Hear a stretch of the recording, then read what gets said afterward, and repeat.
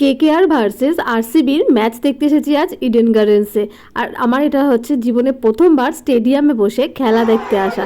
তো আমি তো ভীষণ এক্সাইটেড ছিলাম। আর এখানে মানুষের ক্রাউডটা একবার জাস্ট দেখো, এত মানুষ আর এত আমার তো ভীষণ ভাল লাগছে। আর আমাদের গেট নাম্বার ছিল 12।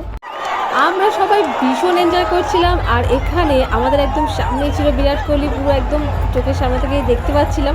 আর সবাই দারুণ মজা করছিল, আমার তো ভীষণ ভালো লাগছিল। আর এরপর বিরাট কোহলির হাতে ক্যাচ আর কেকেআরের উইকেট পড়ে গেল। আর সবাই তো বিরাট বিরাট করে চেয়ার করছিল এখানে।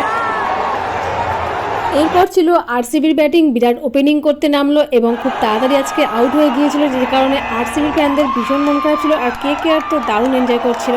এইভাবে কেকেআর ম্যাচটা জিতে নিল এবং আমরা তো ভীষণ হ্যাপি ছিলাম, যেহেতু আমরা কেকেআর সাপোর্টার ছিলাম। আর তোমরা কে কে কেকেআর সাপোর্টার কমেন্টে অবশ্যই জানিও। আর মাঠে আজকে কে কে খেলা দেখতে গেছিলে সেটাও কমেন্টে জানিও। তো আজকের মতন টাটা।